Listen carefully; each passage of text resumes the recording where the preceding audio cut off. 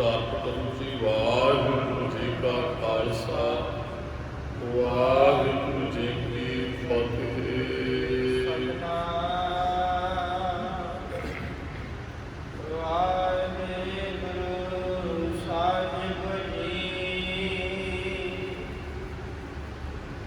ਮਨੇ ਕੀ ਗਤ ਕਹੀ ਨਾ ਜਾਏ।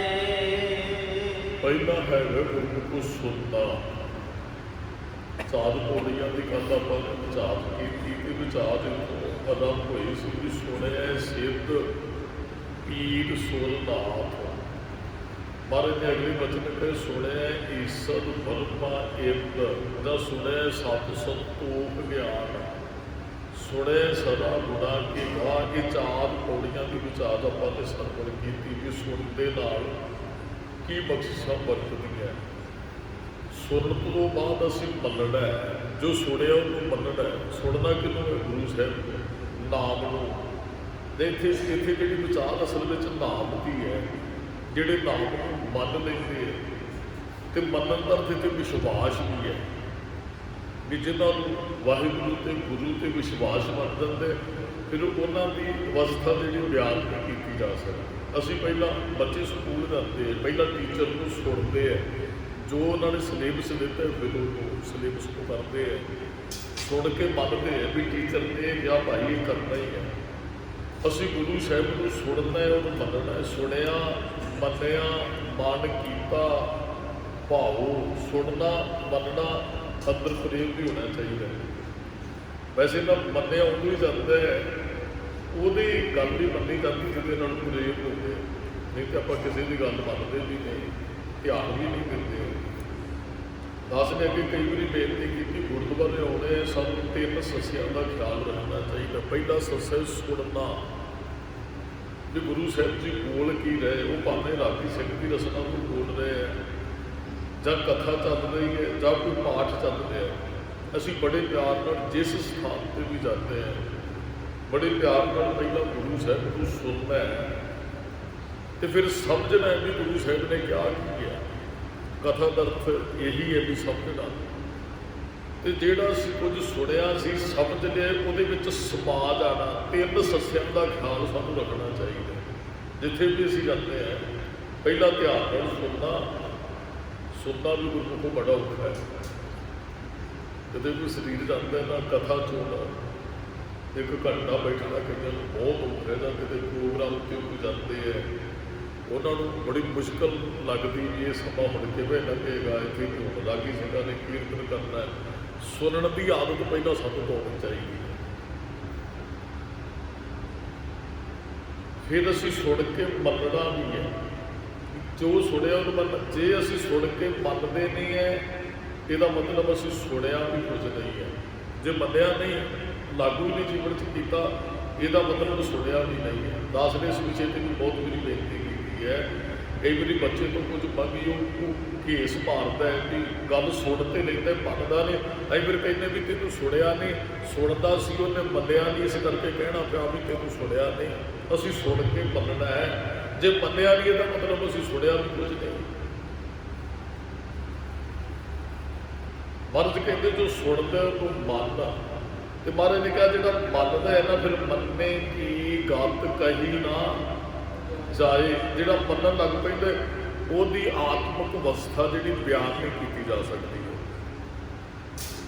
ਆਪਾਂ ਨਾ ਰੋਜ਼ ਗੁਰੂ ਘਰ ਆਉਂਦੇ ਇੱਕ ਉਪਦੇਸ਼ ਪੜ੍ਹਨਾ ਸ਼ੁਰੂ ਕਰ ਲਈਏ ਸਾਡਾ ਕਿੰਨੀ ਜਲਦੀ ਜੀਵਨ ਬਦਲੇਗਾ। ਅਸੀਂ ਇਹਦਾ ਮਤਲਬ ਸੁਣਦੇ ਬਹੁਤ ਹੈ ਮੰਨਦੇ ਕੁਝ ਨਹੀਂ ਹੈ। ਜੀਵਨ ਸਾਡਾ ਉਦੋਂ ਬਦਲਣਾ ਜਿੱਦਣ ਅਸੀਂ ਮੰਨਣਾ ਸ਼ੁਰੂ ਕਰਾਂਗੇ। ਸੁਣੀ ਭਾਵੇਂ 25 ਸਾਲ ਜਾਓ ਜਿੱਥੇ ਮਰਜ਼ੀ ਜਾ ਕੇ ਜੋ ਕੁਝ ਮਰਜ਼ੀ ਸੁਣੇ, ਜਿੰਨਾ ਚਿਰ ਮੰਨਦੇ ਨਹੀਂ ਹੈ ਮਹਾਰਾਜ ਕਹਿੰਦੇ ਉਹਨਾਂ ਚਿਰ ਇਹਦਾ ਮਤਲਬ ਅਸੀਂ ਸੁਣਿਆ ਵੀ ਕੁਝ ਨਹੀਂ। ਸੁਣਦੇ ਹੈ ਇਸ ਤੋਂ ਬਾਅਦ ਮੰਨਣਾ ਵੀ ਜ਼ਰੂਰੀ ਹੈ। ਹਾਂ ਸੁਣਿਆ ਵੀ ਬਹੁਤ ਕੁਝ। ਕੱਲ੍ਹ ਆਪਾਂ ਨੇ ਵਿਚਾਰ ਸਾਂਝੇ ਕੀਤੇ ਵੀ ਬਹੁਤ ਕੁਝ ਮਨੁੱਖ ਨੂੰ ਪ੍ਰਾਪਤ ਹੁੰਦਾ ਸੁਣਨ ਦੇ ਨਾਲ। ਉਹਦੀ ਆਤਮਿਕ ਅਵਸਥਾ ਬਣਦੀ ਹੈ। ਪਰ ਜਿੱਦਣ ਮੰਨਣਾ ਸ਼ੁਰੂ ਕਰ ਦਿੰਦਾ ਫਿਰ ਇਹ ਇੰਨਾ ਉੱਚੀ ਪਦਵੀ ਪ੍ਰਾਪਤ ਕਰ ਲੈਂਦਾ ਹੈ महाराज कहते इसकी गत जी बयान नहीं फिर कही ना जाए, मन्ने की गत कही ना जाए, इसकी अवस्था फिर बयान नहीं की जा सकती। असीं रोज़ गुरु घर आने, रोज़ का एक एक हुक्मनामा तां ही लेंदे आपां गुरु घर के अंदर भी सिख सुन ते मनण, जिधर मनना शुरू कर दिता एक एक दिन करके साਡਾ जीवन बदलना है। तो जो असीं मनते नहीं है, रोज़ आ रहे हैं, सुन रहे हैं, मनिया नहीं तो जीवन बहुता बदलिया भी नहीं। जिधर हम मनना शुरू करता, जे असीं रोज़ हुक्मनामा ही मनीए भी गुरु साहब ने आंदा उन्होंने कमा लीए तो फिर सानू महीने 30 उपदेश मिलते हैं, रोज़ का एक उपदेश भी कमाइए। जे एक शब्द की असीं रोज़ कथा करते उन्होंने मन लिया तो 30 उपदेश तो 30 गुण जे असीं एक महीने च धारण कर लीए तो बड़ी जल्दी जीवन साडा जिहड़ा बड़ा उच्चा सुचा हो सकता है, जिसकी गत भी कही नहीं जा सकती। असीं सुननी इस करके आने भी असीं कुछ सब मन लीए तो बदलाव उधर नहीं आना जिधर असीं मनना शुरू करांगे। महाराज कहते फिर जिन्हें मनना शुरू कर दिता उसकी गत फिर बयान नहीं की जा सकती है।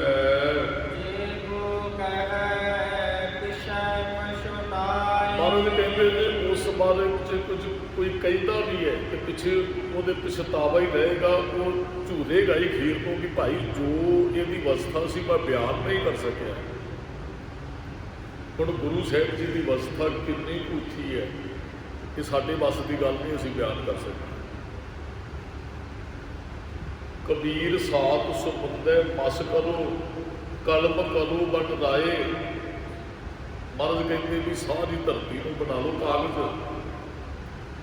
बनस्पति वट के घड़ दो कलमा, तो महाराज ने बचन कहे समुंदर को बना लो शाही, ते हर जस लिखट ना जाए। कहते ओदी अवस्था ओदा जस जो लिखी लिखण च नहीं, गिनती मिनती च नहीं आता है। असी रब बारे गुरु बारे या किसी की अवस्था बारे जिहड़े रब नूं हो चुके हैं ये गल्लां साडे कहण च नहीं आउंदियां। महाराज कहते जे कोई कहण का यत्न नहीं करेगा पिछों पछतावा ही रह जाना। जे कोई कहे पिछे पछताए खीर को भाई ये तो बहुत उच्चा सी, मैं तेन बयान ही नहीं कर सकिया। रब बारे गुरु साहिबाना ने लिखे है तो महाराज ने कहा सुन वड्डा आखे सब कोई सुनिया, सारे ने रब बारे वड्डा वड्डा कहते रहे, केवट वड्डा डीठा हो किसी ने वेखे अपनी बयान पूर्ण तौर पर नहीं कर सके। तीन जणियां की अवस्था नहीं मापी जा सकती, रब गुरु ते जपण वाले की। इत्थे जपण वाले की मनण वाले की अवस्था की महाराज ने गल की है भी जे कोई अवस्था बयान करनी भी चाहते वो जन ने जिहड़े जिन्होंने महाराज ने कहा जन्म मरण दो हूँ मैं ना ही जन पालू पकाली आए जी दान दे भगती लाए नहरसों लैन मिलाए जिन्ना सास गरास ना विसरे हर नामा मन मंत धन से सही नानका पूर्ण सोई संत। जिहड़ा पूर्ण सोई संत उसकी अवस्था बयान नहीं की जा सकती।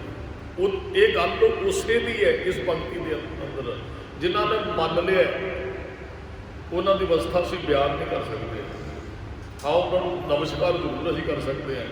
जे कोई यत्न नहीं करेगा तो सतगुरु कहते पिछों पछतावा ही लगेगा इस गल का, भाई मैं गलत सी। मस्कीन साहब कहते हैं जपजी साहिब के अर्थ करने रब किए। गुरु साहिब की रचना जपजी साहिब गुरु नानक साहिब जी कहते 5 पौड़ियां तक अर्थ लिखने कोई महीने 2 महीनों के अंदर। तो फिर मन च विचार आने भी पिछे मड़ी झात मार के देख लीए भी ठीक लिखे गए 5 पौड़ियां, अगलियां पौड़ियां बाद च करांगे ना। तो कहते जो असीं पिछे गए तो सानूं ऐ लगा भी असीं गलत अर्थ कर दिते। कहते वो बटा के ना अर्थ फिर असीं दोबारा तो शुरू किए। दोबारा तो कहते जी इच्छा असीं गुरु ग्रंथ साहिब जी के असीं सटीक जां गुरु ग्रंथ साहिब के अर्थ करते। कहते कमाल हो गई भी इन्नी बार जपजी साहिब के अर्थ किए तो फिर भी लगा भी गलत कर रहे कहता अपने जीवन से सिर्फ मैं कल जपजी साहिब के अर्थ ही तुहानूं ले के दे सकिया। भाव कि वो अवस्था जिस अवस्था च गुरु साहिब ने जपजी साहिब को उच्चारण किए जे वो अवस्था किसी की बनेगी तो वो सही जपजी साहिब के अर्थ होंगे, नहीं तो नहीं। टीके बहुत मिलते हैं जपजी साहिब जी बड़े विद्वानों ने किए हैं, पर असल में उस अवस्था च जाके ही असी पूर्ण तौर पर सही अर्थ गुरबाणी के कर सकते हैं। असी तो सुन के भाई इस विद्वान ने अर्थ किए, इस विद्वान ने ਬਹੁਤੇ ਤੇ ਕਈਆਂ ਕੋਲ ਆਤਮਿਕ ਗਿਆਨ ਹੈ, ਉਹ ਆਪਣੇ ਤਰੀਕੇ ਨਾਲ ਅਰਥ ਕਰਦੇ ਆ, ਪਰ ਪੂਰਨ ਤੌਰ 'ਤੇ ਉਹਨੂੰ ਬਿਆਨ ਨਹੀਂ ਕੀਤਾ ਜਾ ਸਕਦਾ। ਉਸ ਅਵਸਥਾ ਨੂੰ, ਜਿਸ ਅਵਸਥਾ 'ਚ ਜਪਜੀ ਸਾਹਿਬ ਦਾ ਉਚਾਰਨ ਹੈ, ਪਿੱਛੋਂ ਪਛਤਾਵਾ ਹੀ ਰਹੇਗਾ, ਉਹ ਕਹਿੰਦੇ ਕੋਈ ਅਰਥ ਨਹੀਂ ਕਰ ਸਕਦਾ ਸਹੀ, ਕੋਈ ਅਵਸਥਾ ਬਿਆਨ ਹੀ ਨਹੀਂ ਗੁਰੂ ਸਾਹਿਬ ਨਹੀਂ ਕਰ ਸਕਦਾ। ਪਿੱਛੋਂ ਪਛਤਾਵਾ ਵੀ ਅਰਥ ਠੀਕ ਨਹੀਂ, ਅਰਥ ਠੀਕ ਨਹੀਂ, ਅਰਥ ਠੀਕ ਨਹੀਂ, ਹੋਰ ਅਰਥ ਬਣਦੇ, ਹੋਰ ਅਰਥ ਬਣਦੇ, ਪਛਤਾਵਾ ਹੀ ਹੈ ਵੀ ਉਹ ਅਵਸਥਾ ਬਿਆਨ ਨਹੀਂ ਕੀਤੀ ਜਾ ਸਕਦੀ ਹੈ। ਕਾਗਜ਼ ਕਲਮ ਨਾ ਲਿਖਣ ਹਾਰ। ਮਹਾਰਾਜ ਕਹਿੰਦੇ ਨਾ ਹੀ ਉਹ ਕਾਗਜ਼ ਹੈ ਤੇ ਨਾ ਹੀ ਕਲਮਾਂ ਲੈ ਕੇ ਉਹਨੂੰ ਲਿਖਿਆ ਜਾ ਸਕਦਾ ਹੈ। ਕਾਗਜ਼ ਕਲਮ ਨਾ ਲਿਖਣ ਹਾਰ, ਨਾ ਹੀ ਕੋਈ ਲਿਖਣ ਵਾਲਾ ਹੈ, ਨਾ ਹੀ ਕੋਈ ਏਡਾ ਕਾਗਜ਼ ਹੈ ਤੇ ਨਾ ਹੀ ਕਲਮਾਂ ਘੜੀਆਂ ਜਾ ਸਕਦੀਆਂ ਵੀ ਅਸੀਂ ਉਸ ਅਵਸਥਾ ਨੂੰ ਲਿਖ ਸਕੀਏ ਜਾਂ ਗੁਰੂ ਦੀ ਰੱਬ ਦੀ ਵਡਿਆਈ ਨੂੰ ਅਸੀਂ ਲਿਖ ਸਕੀਏ। ਮਹਾਰਾਜ ਨੇ ਜਪਜੀ ਸਾਹਿਬ ਦੀ ਰੱਬ 'ਚ ਕਿਹਾ ਵੀ ਇੱਕ ਓਂਕਾਰ ਸਤਿਨਾਮ ਕਰਤਾ ਪੁਰਖ ਨਿਰਭਉ ਨਿਰਵੈਰ ਅਕਾਲ ਮੂਰਤ ਅਜੂਨੀ ਸਹਿਬਾਨ ਗੁਰ ਪ੍ਰਸਾਦ। ਇਹ ਗੁਰਮੁਖੋ ਰੱਬ ਦੇ ਗੁਣ ਨੇ, ਮੂਲ ਮੰਤਰ ਹੈ। ਤੇ ਮਹਾਰਾਜ ਨੇ ਸਮਾਪਤੀ ਪਤਾ ਕਿੱਥੇ ਜਾ ਕੇ ਕੀਤੀ? ਤੇਰਾ ਕੀਤਾ ਜਾਪੋ ਨਾਹੀ ਮੈਨੂੰ ਜੋਗ ਕੀ ਕੋਈ, ਤੇਰੇ ਕੀਤੇ ਨੂੰ ਅਸੀਂ ਜਾਣਦੇ ਨਹੀਂ, ਇੰਨਾ ਕੋਈ ਯੋਗ ਤੁਸੀਂ ਬਣਾ ਲਿਆ ਵੀ ਰੱਬ ਜੀ ਤੁਹਾਡੇ ਬਾਰੇ ਅਸੀਂ ਕੁਝ ਲਿਖ ਸਕੇ। ਇਹ ਗੁਰੂ ਅਰਜਨ ਸਾਹਿਬ ਮਹਾਰਾਜ ਨੇ ਕਿਹਾ। ਹਾਲਾਂਕਿ ਗੁਰੂ ਅਰਜਨ ਸਾਹਿਬ ਜੀ ਰੱਬ ਨੇ। ਭੱਟ ਸਾਹਿਬਾਨ ਕਹਿੰਦੇ ਆਪ ਨਾਰਾਇਣ ਕਲਾ ਧਾਰ ਜਗ ਮੈਂ ਪਰਵਰਿਓ ਗੁਰ ਅਰਜਨ ਪ੍ਰਤੱਖ ਹਰ। ਪਰ ਗੁਰੂ ਅਰਜਨ ਸਾਹਿਬ ਮਹਾਰਾਜ ਜੀ ਕਹਿੰਦੇ ਹੈ, ਕਹਿੰਦੇ ਜੀ ਤੇਰੇ ਕੀਤੇ ਨੂੰ ਅਸੀਂ ਜਾਣ ਨਹੀਂ ਸਕਦੇ ਹਾਂ। ਇਹਦਾ ਮਤਲਬ ਕਿ ਕੋਈ ਅਵਸਥਾ ਲਿਖੀ ਨਹੀਂ ਜਾ ਸਕਦੀ।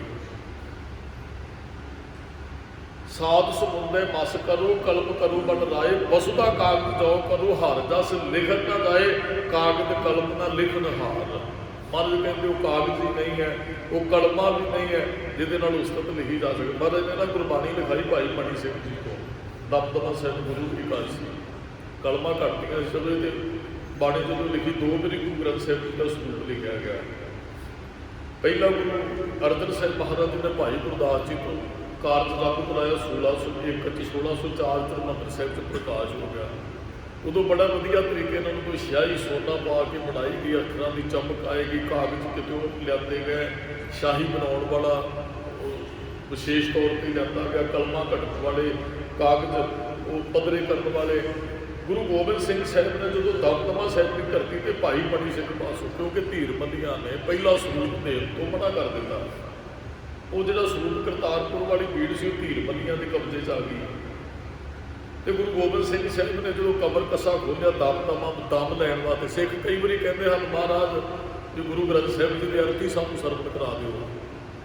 ਤੇ ਮਹਾਰਾਜ ਕਹਿੰਦੇ ਸਾਨੂੰ ਹੁਣ ਟਾਈਮ ਨਹੀਂ, ਕਿਤੇ ਗੁਰੂ ਕਿਰਪਾ ਕਰੇ ਕਿ ਆਪਾਂ ਕਿਤੇ ਮਿਲ ਬੈਠਾਂਗੇ। ਤੇ ਉਹ ਮਹਾਰਾਜ ਨੇ ਉੱਥੇ ਦਮ ਲੈਣ ਵਾਸਤੇ ਰੁਕਣਾ ਕੀਤਾ ਦਮਦਮਾ ਸਾਹਿਬ। ਤੇ ਸਤਿਗੁਰਾਂ ਕੋਲ ਕੁਝ ਸਮਾਂ ਸੀ, ਕਹਿਣ ਲੱਗੇ ਚਲੋ ਸਿੱਖੋ ਆਪਾਂ ਗੁਰੂ ਗ੍ਰੰਥ ਸਾਹਿਬ ਜੀ ਦੀ ਦੁਬਾਰਾ ਨੂੰ ਸੰਪਾਦਨਾ ਕਰੀਏ।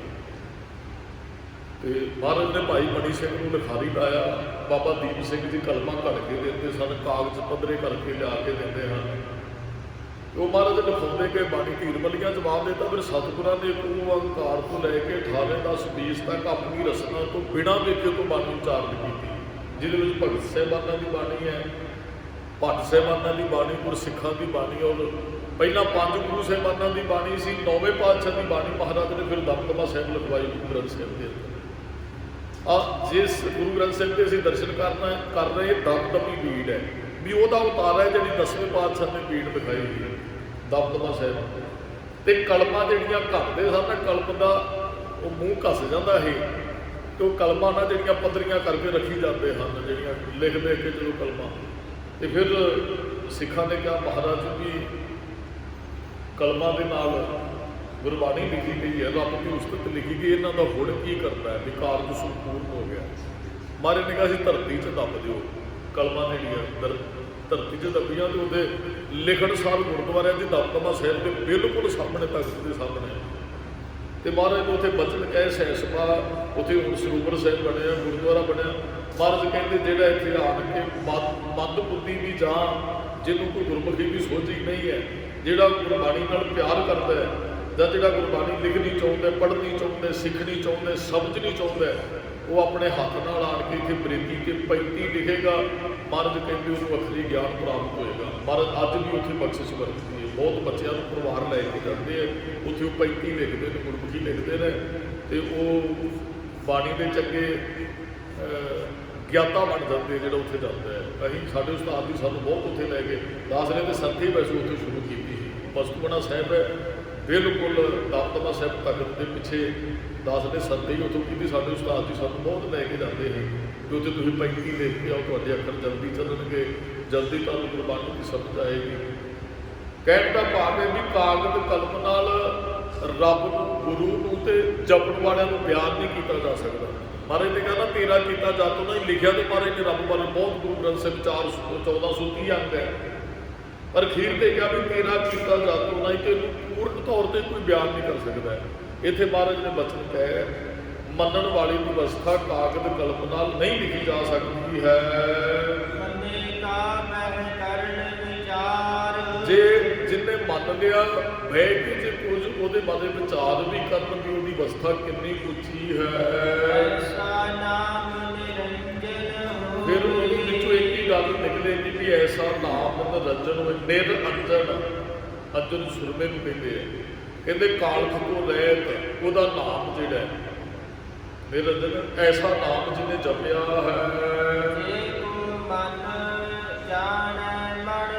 ਇਹਦਾ ਅਸੀਂ ਇਹ ਕਰ ਸਕਦੇ ਵੀ ਜੇ ਕੋਈ ਮੰਨ ਲੇ ਉਹਦੇ ਨਾਮ ਨੂੰ ਤੇ ਜਪਣ ਵਾਲਿਆਂ ਦੀ ਅਵਸਥਾ ਮੰਨ ਕੇ ਬਿਆਨ ਕੀਤੀ ਜਾ ਸਕਦੀ ਹੈ। ਆਪ ਜੀ ਮੰਨ ਲਓ ਅਸੀਂ ਵਿਦੇਸ਼ ਨਹੀਂ ਗਏ, ਉੱਥੋਂ ਬਾਰੇ ਜੇ ਅਸੀਂ ਕੁਝ ਲਿਖਣਾ ਹੈ ਤਾਂ ਉੱਥੇ ਜਾ ਕੇ ਲਿਖਿਆ ਜਾ ਸਕਦਾ, ਇੱਥੇ ਅਸੀਂ ਬਾਹਰ ਬਾਰੇ ਕੁਝ ਨਹੀਂ ਲਿਖ ਸਕਦੇ। ਮੈਂ ਤਾਂ ਵੇਖਿਆ ਹੀ ਨਹੀਂ ਹੈ ਬਾਹਰ ਕਿਵੇਂ ਲਿਖਾਂਗਾ। ਅਸਲ ਕਵੀ ਸੰਤੋਖ ਸਿੰਘ ਨੇ ਇਤਿਹਾਸ ਲਿਖਿਆ ਨਾ, ਜਦੋਂ ਉਹ ਵਾਰ-ਵਾਰ ਇਹ ਗੱਲ ਕਹਿੰਦੇ ਜੀ ਆ ਜਿਹੜਾ ਇਤਿਹਾਸ ਮੈਂ ਤੁਹਾਨੂੰ ਸੁਣਾ ਦਿਆਂ ਨਾ ਸੰਗਤ ਜੀ, ਇਹ ਇਤਿਹਾਸ ਮੈਂ ਉਸੇ ਧਰਤੀ ਤੇ ਜਾ ਕੇ ਲਿਖਿਆ ਜਿੱਥੇ ਇਤਿਹਾਸ ਵਾਪਰਿਆ ਹੈ। ਜਿੰਨਾ ਚਿਰ ਅਸੀਂ ਵੇਖਦੇ ਨਹੀਂ ਹੈ ਉਹਨਾਂ ਚਿਰ ਸਮਝ ਨਹੀਂ ਆਉਂਦੀ ਹੈ। ਅਸੀਂ ਕਿਸੇ ਪਿੰਡ ਬਾਰੇ ਤੁਸੀਂ ਕੁਝ ਲਿਖਣਾ ਹੈ, ਉਸ ਪਿੰਡ 'ਚ ਜਾਓਗੇ, ਪੁਰਖਿਆਂ ਨੂੰ ਪੁੱਛੋਗੇ ਇਹ ਪਿੰਡ ਕਦੋਂ ਤੋਂ ਬੰਦਾ ਹੈ ਜੀ, ਕਿੰਨੇ ਕਿੱਥੇ ਵਸਨੀਕ ਰਹਿੰਦੇ, ਕਿੰਨੀ ਕੁ ਆਬਾਦੀ, ਕਿੰਨੇ ਕੁ ਘਰ, ਜੇ ਤੁਸੀਂ ਉੱਥੇ ਜਾਓਗੇ ਇਹਨਾਂ ਦੀ ਜਾਣਕਾਰੀ ਕਿਵੇਂ ਪ੍ਰਾਪਤ ਕਰੋਗੇ। ਤੇ ਮਹਾਰਾਜ ਨੇ ਕਿਹਾ ਵੀ ਉਸ ਅਵਸਥਾ ਤੇ ਜਾ ਕੇ ਉਹਦੀ ਅਵਸਥਾ ਬਿਆਨ ਕੀਤੀ ਜਾ ਸਕਦੀ ਹੈ। ਦੂਸਰੇ ਬਾਰੇ ਅਸੀਂ ਕੁਝ ਕਹਿਣਾ ਹੈ, ਉਹ ਉਸ ਘਰ 'ਚ ਜਾ ਕੇ ਅਸੀਂ ਕੁਝ ਕਹਿ ਸਕਦੇ ਹਾਂ। ਜੇ ਮੰਨਣ ਵਾਲੇ ਦੀ ਅਵਸਥਾ ਬਿਆਨ ਕਰਨੀ, ਫਿਰ ਮੰਨ ਕੇ ਵੇਖਣਾ ਪੈਣਾ ਹੈ। ਅੱਜ ਵੈਸੇ ਜਿਹੜੀ ਹਾਲਤ ਹੈ, ਅੱਜ ਕਮੈਂਟ ਜਪਣ ਵਾਲਿਆਂ ਤੇ ਉਹ ਕਰ ਰਹੇ ਨੇ ਜਿਨ੍ਹਾਂ ਨੂੰ 1% ਵੀ ਧਰਮ ਦਾ ਗਿਆਨ ਨਹੀਂ।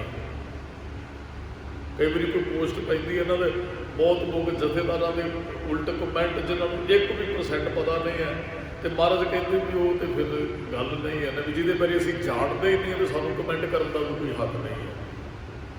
ਉਹਦੀ ਅਵਸਥਾ ਕਿੰਨੀ ਉੱਚੀ ਹੈ, ਉਹਨੂੰ ਬਿਠਾਇਆ ਕਿੰਨੇ ਇਸ ਪਦਵੀ ਦੇ ਉੱਪਰ। ਇਹ ਪਦਵੀ ਹੈ ਕੀ ਹੈ, ਇਹ ਤਖਤ ਕੀ ਹੈ, ਇਹ ਹਰਿਮੰਦਰ ਸਾਹਿਬ ਕੀ ਹੈ, ਇਹ ਸਭ ਉਹ ਸਾਰਾ ਕੁਝ ਸਮਝ ਤੋਂ ਬਾਅਦ ਫਿਰ ਕਮੈਂਟ ਕਰਨਾ ਚਾਹੀਦਾ ਵੀ ਮੱਕੀ ਦੇ ਪਦਵੀ ਤੋਂ ਬੋਲ ਰਿਹਾ। ਪਰ ਅੱਜ ਤੇ ਬਹੁਤ ਕੁਝ ਹੋਰ ਕੁਝ ਹੋ ਰਿਹਾ। ਮਹਾਰਾਜ ਕਹਿੰਦੇ ਜੇ ਕਿਸੇ ਦੀ ਅਵਸਥਾ ਬਿਆਨ ਕਰਨੀ ਤੇ ਉਹਨੂੰ ਉੱਥੇ ਪਹੁੰਚਣਾ ਪਏਗਾ, ਉਸ ਅਵਸਥਾ ਦੇ ਅੰਦਰ ਫਿਰ ਬਿਆਨ ਕੀਤੀ ਜਾ। ਜਪਜੀ ਸਾਹਿਬ ਦੇ ਅਰਥ ਕਰਨ ਲਈ ਜੇ ਪੂਰਨ ਤੌਰ 'ਤੇ ਸਹੀ ਅਰਥ ਕਰਨੇ, ਉਸ ਅਵਸਥਾ 'ਤੇ ਪਹੁੰਚਣਾ ਪਏਗਾ ਜਿਸ ਅਵਸਥਾ 'ਚ ਜਪਜੀ ਸਾਹਿਬ ਉਚਾਰਨ ਕੀਤਾ ਗਿਆ। ਉਹ ਅਵਸਥਾ ਕਿਸੇ ਦੀ ਬਣੇਗੀ ਨਹੀਂ, ਉਹ ਅਵਸਥਾ ਬਣੇਗੀ ਜਿਹੜੇ ਮੰਨਦੇ ਉਹਨੂੰ, ਜਿਹੜੇ ਮੰਨਦੇ ਨੇ ਉਹ ਅਵਸਥਾ 'ਤੇ ਨਹੀਂ ਪਹੁੰਚੇਗੀ। ਤੇ ਮਹਾਰਾਜ ਕਹਿੰਦੇ ਜੇ ਕੋਈ ਮਨ ਜਾਣੇ, ਮੰਨ ਕੇ ਜਾਣੇ, ਮਨ ਕੋਈ ਮਨ 'ਚ ਮੰਨ ਕੇ ਗੱਲ ਕਵੇ, ਕਿਸੇ ਬਾਰੇ ਕੁਝ ਬੋਲਣਾ ਨਾ ਤੇ ਪੂਰਨ ਤੌਰ 'ਤੇ ਉਹਨੂੰ ਚੰਗੇ ਤਰੀਕੇ ਨਾਲ ਜਿਵੇਂ ਆਪਾਂ ਕਰ ਲਈਏ ਤਹਿਕੀਕਾਤ ਕਰਕੇ ਉਹਦੇ ਬਾਰੇ ਕੁਝ ਕਿਹਾ ਜਾ ਸਕਦਾ ਭਾਈ ਇਹ ਇਹੋ ਜਿਹਾ ਹੈ। ਤੇ ਜਪਣ ਵਾਲੇ ਦੀ ਅਵਸਥਾ ਤਾਂ ਬਿਆਨ ਕੀਤੀ ਜਾ ਸਕਦੀ ਜੇ ਅਸੀਂ ਮੰਨ ਕੇ ਵੇਖੀਏ, ਉਸ ਅਵਸਥਾ 'ਤੇ ਪਹੁੰਚੀਏ। ਤਾਂ ਅਵਸਥਾ 'ਤੇ ਪਹੁੰਚੇ ਹੋਇਆ ਹੀ ਆਪਣੇ ਬਰਾਬਰ ਦੇ ਬਾਰੇ ਕੁਝ ਕਹਿ ਸਕਦਾ ਹੈ। ਮਹਾਰਾਜ ਕਹਿੰਦੇ ਮੰਨਣ ਨਾਲ ਨਾ ਸੁਰਤ ਹੋਵੇ, ਸੁਰਤ ਉੱਚੀ ਹੋ ਜਾਂਦੀ ਹੈ। ਮਨ ਬੁੱਧ, ਮਨ ਤੇ ਬੁੱਧ ਜਿਹੜੀ ਅਸੀਂ ਗੁਰੂ ਕੋਲ ਗਿਆਨ ਲੈਣ ਵਾਸਤੇ ਆਉਂਦੇ ਹਾਂ, ਸਾਡੀ ਬੁੱਧੀ ਉਜਲ ਹੋ ਜਾਏ, ਮਨ 'ਚੋਂ ਫੁਰਨੇ ਰੁਕ ਜਾਣ। ਮਹਾਰਾਜ ਇਹੀ ਗੱਲ ਕਹਿੰਦੇ ਵੀ ਮੰਨਣ ਵਾਲਿਆਂ ਦੀ ਸੁਰਤ ਉੱਚੀ ਹੋ ਜਾਂਦੀ ਹੈ। ਮਨ 'ਚੋਂ ਫੁਰਨੇ, ਮਨ ਪਰਦੇਸੀ ਵੇ ਪਿਆਰੇ ਆਓ ਘਰੇ, ਉਹ ਘਰੇ ਨਿਜ ਘਰ 'ਚ ਟਿਕ ਜਾਂਦਾ ਤੇ ਬੁੱਧ ਜਿਹੜੀ ਉਜਲ ਹੋ ਜਾਂਦੀ। ਬੁੱਧ ਬਦਲੀ ਸਿੱਧ ਪਾਈ, ਗੁਰੂ ਬੁੱਧ ਬਦਲਦਾ ਸਾਡੀ। ਜਦੋਂ ਬੁੱਧ ਬਦਲੀ ਜਾਂਦੀ ਉਦੋਂ ਮਨੁੱਖ ਸਿੱਧੀ ਪ੍ਰਾਪਤ ਕਰ ਲੈਂਦਾ ਹੈ। ਮੰਨਣ ਵਾਲਿਆਂ ਨੂੰ ਸਾਰੇ ਭਵਨਾਂ ਦੀ ਸੋਝੀ ਹੋ ਜਾਂਦੀ ਹੈ। ਜਿਹੜੇ ਮੰਨਦੇ, ਮਹਾਰਾਜ ਨੇ ਕਿਹਾ ਨਾ, ਅੰਧਲੇ ਤੇਰੇ ਭਵਨ ਸੂਝਿਆ ਗੁਰ ਭੇਟ ਪੁਨੀਤਾ। ਅੰਨੇ ਨੂੰ ਵੀ 3 ਭਵਨਾਂ ਦੀ ਸੋਝੀ ਹੋ ਜਾਂਦੀ ਜੇ ਉਹ ਗੁਰੂ ਤੋਂ ਗਿਆਨ ਪ੍ਰਾਪਤ ਕਰ ਲੈਂਦਾ। ਤੇ ਮੰਨਣ ਵਾਲਿਆਂ ਨੂੰ ਸਾਰੇ ਭਵਨਾਂ ਦੀ ਸੋਧ ਹੋ ਜਾਂਦੀ। ਸਾਰੇ ਭਵਨਾਂ ਦੀ ਸੋਧ ਹੋਣ ਦਾ ਅਰਥ ਇਹ ਹੈ ਵੀ ਸਮਝ ਆ ਜਾਂਦੀ ਸਾਰੇ ਭਵਨਾਂ 'ਚ ਰੱਬ ਰਮਿਆ ਹੋਇਆ ਹੈ, ਸਾਰਾ ਕੁਝ ਉਹਨੇ ਬਣਾਇਆ ਹੈ, ਸਾਡੀ ਸ੍ਰਿਸ਼ਟੀ 'ਚ ਉਹਦਾ ਹੁਕਮ ਚੱਲਦਾ ਹੈ। ਉਹ ਗੁਰੂ ਤੋਂ ਇਹ ਗਿਆਨ ਪ੍ਰਾਪਤ ਕਰ ਲੈਂਦਾ ਵੀ ਰੱਬ ਕਣ ਕਣ 'ਚ ਰਮਿਆ ਹੋਇਆ ਹੈ।